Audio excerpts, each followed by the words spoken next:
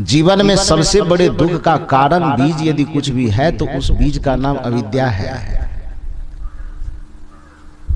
हमारे प्रज्ञावान मनुष्यों ने शास्त्र में एक अद्भुत चिंतन देते हुए कहा है कि अविद्या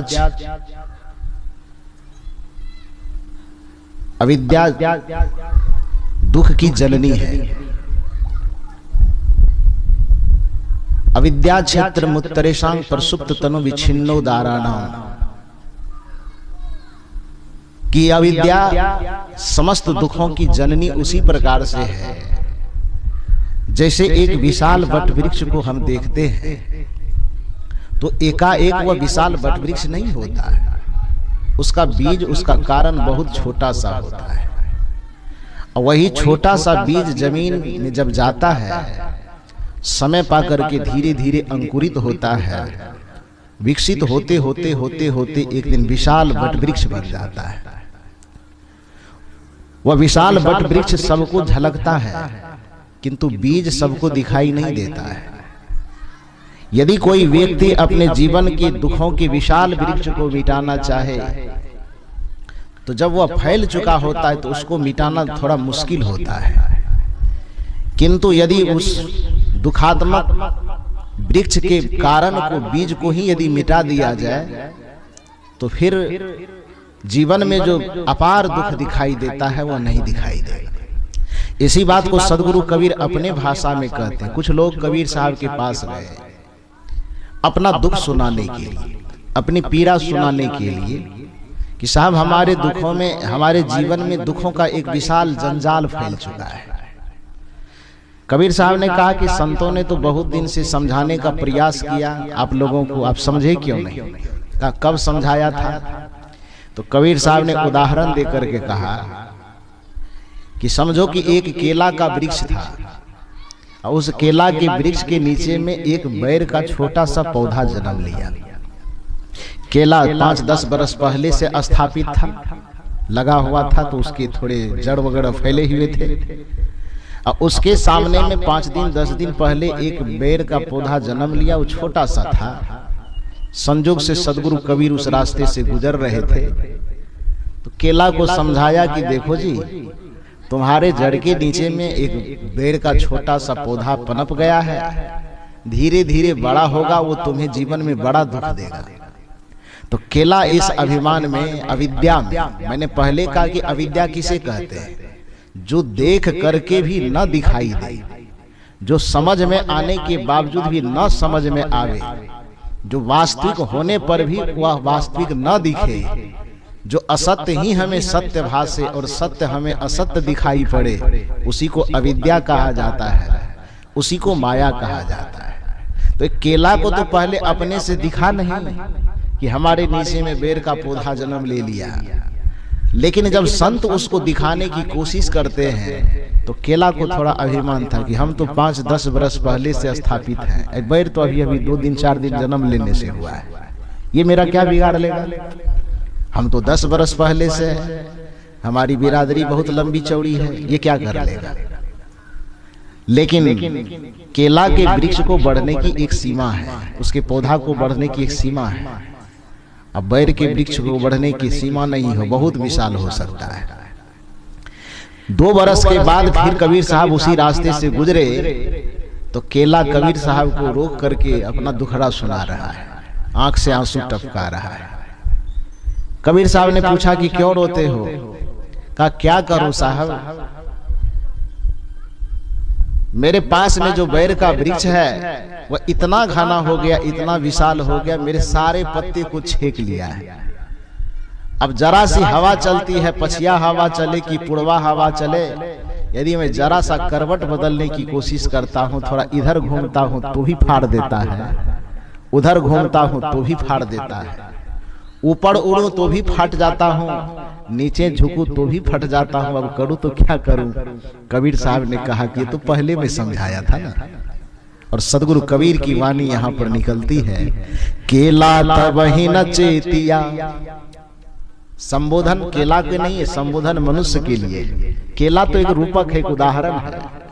कबीर साहब उस केला को संबोधित करते हुए कहते हैं कि मैंने 2 बरस 3 बरस पहले तुमको समझाया था कि तुम्हारे जड़ के नीचे में बेड़ का पौधा पनप रहा है, संभल जाओ। केला तब ही न चेतिया, उसी समय नहीं चेता जिस समय हम समझा रहे थे। जब ढिग लागा बेर, ढिग का मतलब नीचे नजदीक, केला तब ही न चेतिया, जब ढिग लागा बेर, अब के चेते क्या भया, काटन लिन्ना घेरे। सदगुरु कबीर कहते हैं कि हे केला, उस समय तू सावधान क्यों नहीं हुआ जिस समय हम तुमको समझा रहे थे कि तुम्हारे नीचे में बैर का पौधा पनप रहा है, अभी भी संभल जाओ। तो तुम अपने अभिमान में, अविद्या की निंद्रा में, अविद्या के नशा में इस बात को नकारने की कोशिश किया कि हम तो 10 वर्ष पहले से स्थापित हैं और ये तो 10 दिन पहले बैर का पौधा जन्म लिया है, तो ये मेरा क्या बिगाड़ सकता है। लेकिन जैसे बैर का पौधा छोटा होने के बावजूद भी खतरनाक है, उसी तरह से अविद्या से ग्रस्त ये मोह माया काम क्रोध देखने में भले ही छोटा लगता है, लेकिन इसका जाल, इसका जंजाल इतना व्यापक है कि हमारे जीवन के समस्त सुखों को छिन्न भिन्न कर देने के लिए काफी है। इसलिए इस अविद्या के नशा को फाड़ना बहुत जरूरी है, इस अविद्या के बीज को मसलना बहुत जरूरी है। भजन आप सुन रहे थे, पड़े अविद्या में सोने वालों, खुलेगी आंखें तुम्हारी कब तक। और जब तक अविद्या का नशा फटेगा नहीं तो सदगुरु के चरण में आने की तैयारी नहीं हो सकेगी। जो अविद्या से ग्रस्त व्यक्ति हैं वो सदगुरु की शरण में नहीं आ सकते। जो अविद्या से ग्रस्त व्यक्ति हैं वो सत्संग में नहीं आ सकते। जो अविद्या से ग्रस्त व्यक्ति है भक्ति का रस उसे प्यारा नहीं लग सकता। जो अविद्या से ग्रस्त व्यक्ति है उसको धर्म कथा अच्छा नहीं लगेगा। ये गोस्वामी तुलसीदास जी ने भी माना है। गोस्वामी तुलसीदास जी ने कहा कि जिसके हृदय में अविद्या का विकार है, जिसके हृदय में माया का विकार है, जिसके हृदय में पाप का विकार है, उस व्यक्ति को सत्संग, ज्ञान, भक्ति, वैराग्य की चर्चा अच्छी नहीं लगेगी। इसका ये अर्थ नहीं कि ये चर्चा अच्छी नहीं है, ये धर्म कथा अच्छा नहीं है, ये सत्संग अच्छा नहीं, इसका मतलब ये नहीं है। मतलब क्या है? गोस्वामी जी ने बताया है कि जन्म जन्म के पाप से हरि चर्चा न सुहाय, जैसे ज्वर के ताप से भोजन की रुचि जाए। सदगुरु कबीर कहते हैं कि कोई व्यक्ति तुम्हारे सामने में 56 प्रकार का व्यंजन, खट्टा मीठा चड़फड़ा नमकीन मीठा हर एक तरह के स्वाद वाले बहुत प्रकार के व्यंजन तुम्हारे सामने में परोस करके रख दे, लेकिन तुमको टाइफाइड धरा हुआ है, कालाजार मलेरिया का रोग व्याप्त है, बुखार चढ़ा हुआ है और 56 प्रकार का भोजन तुम्हारे सामने में थाली में ला करके रख दे। वो खाने में तो बड़ा स्वादिष्ट लगेगा, आदमी बड़ा चाव से खाएगा कि नहीं खाएगा? कि बाबा कह रहे खाएगा। यदि कालाजार मलेरिया और टाइफाइड का विषाणु शरीर को प्रभावित किया हुआ है और सामने में 56 प्रकार का भोजन, रसदार भोजन रखा हुआ है, तो आदमी बढ़िया से खाएगा, स्वाद मिलेगा उसको। तो इसका क्या मतलब है कि भोजन में स्वाद नहीं है? भोजन तो बहुत स्वादिष्ट है, लेकिन जो स्वाद लेने वाली जिह्वा है, उस जिह्वा में रोग के विषाणु उसमें रस को इतना मार दिया है, उस रस लेने की शक्ति को इतना खत्म कर दिया है कि अच्छे स्वादिष्ट भोजन सामने में रखे हुए हैं, फिर भी उसके तरफ खाने की बात तो छोड़िए, उसके तरफ देखने का भी मन नहीं करता है, आदमी थाली को खिसका देता है। तो भोजन स्वादिष्ट होने के बावजूद भी यदि स्वादिष्ट हमें नहीं लग रहा है तो हमें वो थाली पे दोष देने की जरूरत नहीं है, वो दोष हमारे अंदर है। उसी तरह से तुलसीदास जी कहते हैं कि ये सत्संग, ये ज्ञान, ये भक्ति, ये त्याग, ये वैराग्य की चर्चा बहुत स्वादिष्ट है, जीवन को रूपांतरित कर देने वाला स्वाद इसमें है, मन को आनंदित कर देने वाला स्वाद इसमें है, किंतु मन को आनंदित परमानंदित करने वाले स्वाद होने के बावजूद भी यदि यह किसी को अच्छा प्रिय नहीं लगता है तो इसका मतलब है कि उसके मन में, उसके चित्त में ही रोग लगा हुआ है, और वह है अविद्या का रोग। वही रोग है पाप का रोग, वही रोग है विकार का रोग। इसी बात को स्वामी शंकराचार्य ने अपने भाषा में कहा कि स्वल्प पुण्यवतांग राजन विश्वासो नैव जायते। हे लोगों, जिस व्यक्ति के पुण्य की पूंजी बहुत कमजोर होगी उस व्यक्ति को यह सत्संग प्रिय नहीं लगेगा। जिस व्यक्ति के संस्कार की पूंजी बहुत कमजोर होगी उसको ये सत्संग की कथा, ये सत्संग अच्छा नहीं लगेगा। जिस व्यक्ति के हृदय में पुण्य नहीं होगा, विकार होंगे, अविद्या होगी, माया का साम्राज्य होगा, उसको ये सत्संग, ये धर्म कथा बिल्कुल प्रिय नहीं लगेगा। क्योंकि सत्संग में ज्ञान के हीरे मोती बिखेरे जाते हैं और इस हीरे मोती को खरीदने के लिए बहुत बड़ी पूंजी चाहिए। कुछ लोगों का कहना होता है कि जहां सत्संग होता है तो वहां भीड़ नहीं होती है, जहां नाच होता है तो वहां अपने आप भीड़ हो जाती है।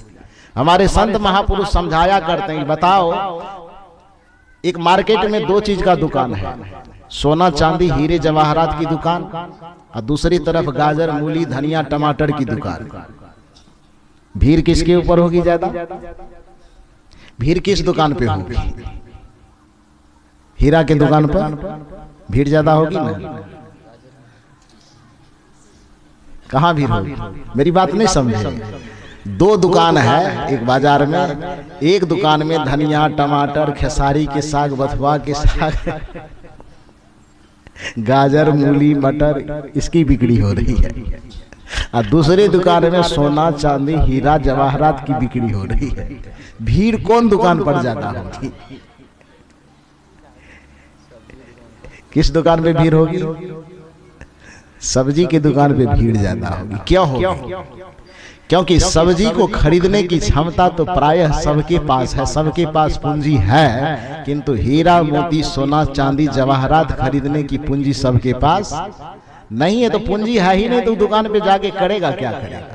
तो उसी तरह से नाच सिनेमा तमाशा का जो दुकान है वो गाजर मूली टमाटर मटर के धनिया के पत्ते बेचने वाले दुकान की तरह है। और ये संत गुरुजनों की जो सभा लगती है ये हीरा मोती जवाहरात बेचने की दुकान है। आत्मज्ञान के हीरे मोती संत बिखेरे गली गली, ले लो रे कोई संत के प्यारा शोर मचाऊं गली गली। ये हीरे मोती की दुकान ऐसी कीमती दुकान है कि जहां पर वही पहुंचता है जिसके पास पुण्य की पूंजी है, जिसके पास धर्म की पूंजी है, जिसके पास सद्विचार की पूंजी है।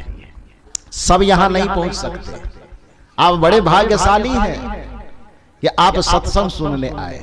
ये अचानक आप सत्संग सुनने नहीं आएंगे, बहुत जन्मों का पुण्य आपके हृदय में संचित हुआ होगा, तब जाकर के आपके कदम बाजार की तरफ न जाके सत्संग की तरफ आ गया। आपके कदम नाच सिनेमा की तरफ न जाकर के आपके कदम सदगुरु कबीर आश्रम में आ गया और संतों के पास बैठ करके आप ज्ञान चर्चा का लाभ ले रहे हैं। जिसके अविद्या का नशा फट जाता है वही व्यक्ति सत्य और असत्य का निर्णय कर पाता है। जिस व्यक्ति के अविद्या का नशा, अविद्या की निंद्रा टूट जाती है वही व्यक्ति आत्मा के विषय में सोच पाता है। अन्यथा आत्मा तो दिखाई देता नहीं, ये शरीर दिखाई देता है। और मनुष्य का सबसे बड़ा यह भ्रम है कि जो दिखाई देता है वही सत्य है और जो नहीं दिखाई देता है वह सत्य नहीं है।